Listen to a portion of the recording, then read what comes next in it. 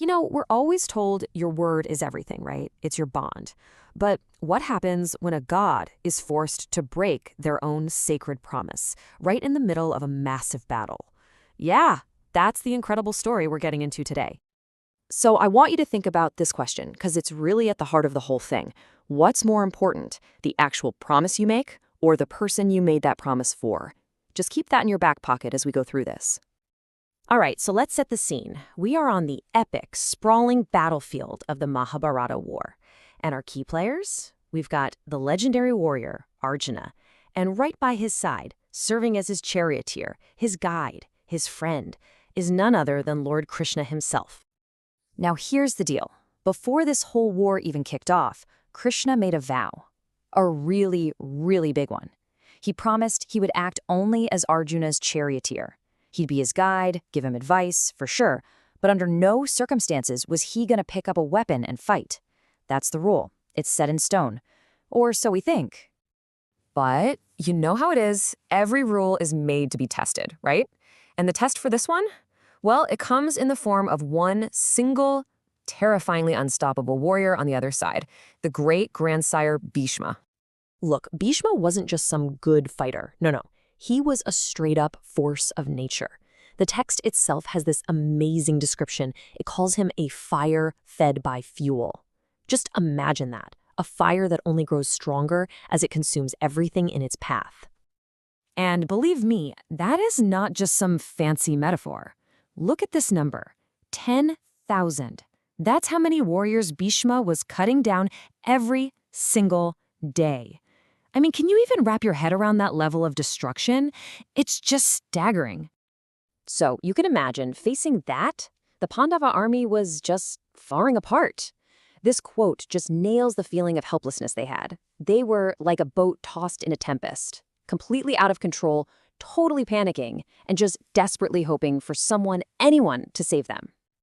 Okay, so let's just lay out how impossible this situation really is. First off, you've got Bhishma, who is basically unstoppable. Second, the entire army is about to be completely wiped out.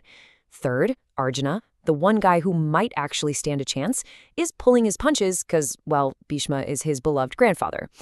And the final piece of this trap, Krishna, the one being who could end this in a second, is tied down by that sacred vow not to fight. They are well and truly stuck. So from the chariot, Krishna is watching all of this unfold. He's seeing his dearest friends, his devotees, about to be annihilated. And he just decides, that's it. Enough is enough. And this is the moment where everything is about to change. The reins, they just fall from his hands. His job as a charioteer, it's over. And then you get this incredible image. The text says his eyes start to burn red with a divine rage. You can just feel the air crackle, the whole energy of the battlefield shifting as a god finally loses his patience. And then he does the one thing he swore he would never do. He leaps from the chariot, not with a divine weapon, but with his whip still in hand, and he just starts charging straight for Bhishma, roaring like a lion, so loud the ground itself starts to shake. I mean, can you imagine the scene? Soldiers on both sides just stop dead in their tracks. They see this god, the one who took a vow of nonviolence, just filled with this incredible fury, charging their greatest champion. A single thought ripples through the battlefield, and they all start screaming it, "Bhishma is slain! Bhishma is slain!" For them, it's already a done deal. But this is where the story takes a turn you would absolutely never expect. This is the truly mind-blowing part. Let's look at Bhishma, the guy with a furious god charging right at him. How does he react? So what would you do? What would you expect? Abject terror, right? Maybe you try to run for your life, or at least fight back. But Bhishma, he does the complete opposite. He literally drops his bow. He stands his ground, and he welcomes his fate. He doesn't just accept it, he shouts with joy. His own words tell you everything you need to know. He shouts out to the raging Krishna, "Come, come, O God of gods. Strike me as thou pleasest. Great will be my good fortune to be slain by thee today." You see, for Bhishma, being killed by Krishna isn't a defeat. It's salvation. It's the highest honor he could possibly imagine. He isn't just an enemy. He's a true devotee. But wait, there's someone else on that battlefield who sees this happening and is absolutely horrified that this vow is about to be broken. And that, of course, brings us to Arjuna's frantic reaction. Arjuna sees his lord about to break his sacred word for him, and he just panics. He launches himself from the chariot, sprints after Krishna, and literally grabs hold of his legs to stop him. The text says he only stops him with great difficulty after 10 steps. Can you feel that struggle?